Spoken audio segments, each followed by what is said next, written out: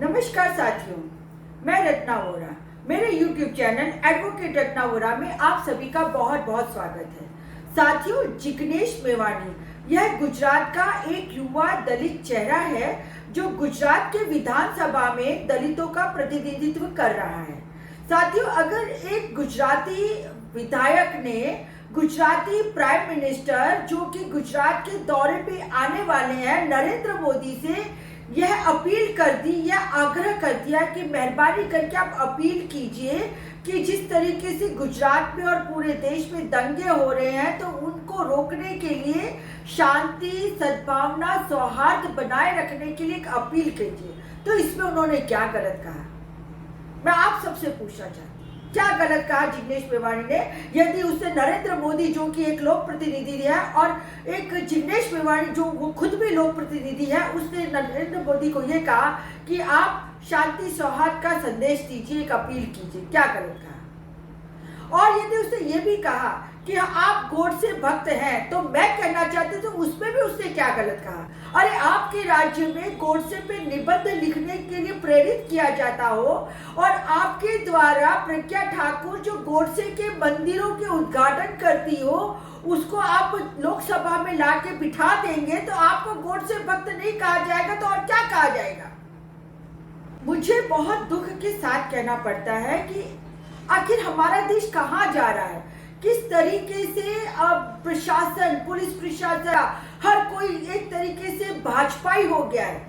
अगर भारतीय जनता पार्टी के साथ में तुम रहो तो तुम देशभक्त भी हो और तुम अच्छे इंसान हो, और अगर तुमने भारतीय जनता पार्टी की खिलाफत की तो तुम्हें जेल में डाल दिया जाएगा। और आज जिस तरीके से उन्होंने जिग्नेश मेवाणी को जिस तरीके से अरेस्ट करके आसाम से यहाँ पे अरेस्ट किया गया, उससे पता चलता है कि अब देश में लॉ एंड ऑर्डर को संभालने वाला कोई नहीं रह गया है। फांसीवादी सरकार है, देश में तानाशाह चल रहा है, सिर्फ एक तरफी बात सुनी जा रही है। आज मैं अपने समाज के लोगों से बात करना चाहती हूँ, मेरे दलित समाज के लोगों से बात करना चाहती हूँ कि आप लोग भारतीय जनता पार्टी को वोट देते हैं ना, आप भारतीय जनता पार्टी को वोट दे के जिता के आते हैं ना, उनको आपने गांधीनगर भेजा, उन्हीं को आपने दिल्ली में भी सत्ता पे बिठाया, और ये भारतीय जनता पार्टी वाले लोग दलितों के साथ कैसा व्यवहार करते हैं, क्या आपको अभी भी महसूस नहीं होता है कि कब तक आप भारतीय जनता पार्टी की कठपुतली बन के नाचते रहोगे?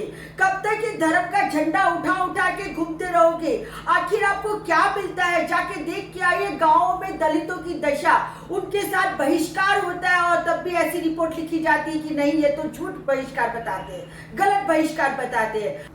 साथियों, आज पूरे देश के अंदर जिस तरह का माहौल बना हुआ है, जिस तरीके से दमन, शोषण और उत्पीड़न हो रहा है, तो लगता ही नहीं है कि हम लोग आजाद भारत में रह रहे हैं। जो भारतीय जनता पार्टी की सरकार है वो दमनकारी सरकार हो गई है, वो बुलडोजर वाली सरकार हो गई है। यदि आप अपनी हक की बात करेंगे तो जिग्नेश मेवाणी की तरह आपको जेल में डाल दिया जाएगा। साथियों, मैं अपने दलित समाज से बात करना चाहती हूँ। आज इस YouTube के माध्यम से मैं अपने दलित समाज से पूछना चाहती हूँ कि आप कब तक ये धर्म के नाम पे भारतीय जनता पार्टी की कठपुतली बन के रहेंगे? क्या आपने महसूस किया है कि आप किसी पॉश एरिया में जाके ये कह सके कि मैं दलित हूं और मुझे यहाँ मकान चाहिए? क्या आपको वो मकान मिलेगा? कभी नहीं मिलेगा। यदि आपका बेटा अगर दलितों को होते हुए मूंछों पे ताव दे दे तो उसको अधूरा करके आपके घर के आंगन में छोड़ के जाएंगे।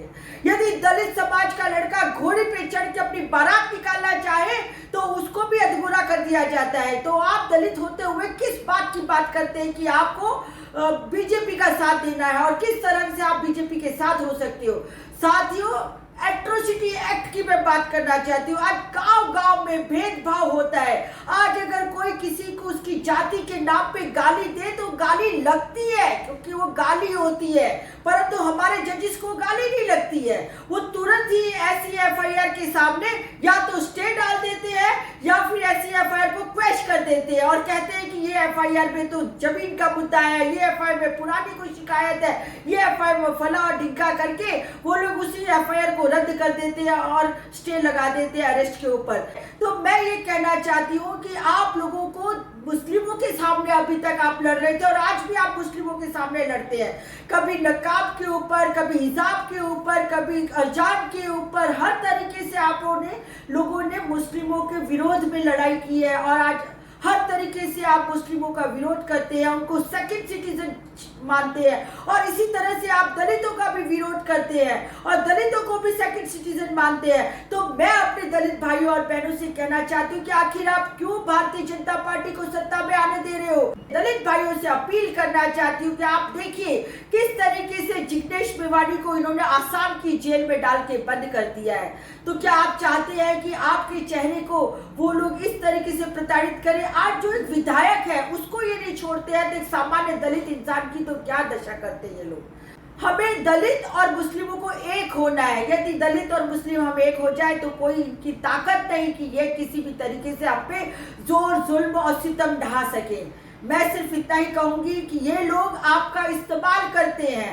जब इनको मुस्लिमों के सामने दंगे कराने होते हैं तो ये आपको हिंदू बना देते हैं और जब आपके अधिकार की बात होती है, जब आपके सम्मान की बात होती है, जब आपके न्याय की बात होती है तो ये आपको दलित बना देते हैं। ये आपको सेकंड सिटीजन की तरह ट्रीट करते हैं। ये अभी आपको वही मनोवादी व्यवस्था में ले जाना चाहते हैं। मैं सिर्फ इतना कहना चाहती हूँ कि आप लोगों को अपने आप से जागरूक होने की जरूरत है। और कितना जलील हो जाओगे और कितना पिटोगे अपने आप को और पिटवाओगे अपने आप को। आपके विधायक तक को ये लोग नहीं छोड़ते हैं तो क्या आपको छोड़ेंगे? मैं सिर्फ इतना कहूंगी कि मेरी बात पे अगर आपको सही लगे, मेरे दलित समाज से मैं कहना चाहती हूँ, मुस्लिम समाज से मैं कहना चाहती हूँ, यदि आपको मेरी बात सही लगे तो मेरे इस वीडियो को ज्यादा से ज्यादा शेयर कीजिए। ठीक है, FIR होती है तो हो सकती है, इसमें कौन सी नई बात है। हम हमारे हक की बात तो कहेंगे, करते रहेंगे और मरते दम तक कहेंगे। जय हिंद, जय भीम, नमस्कार।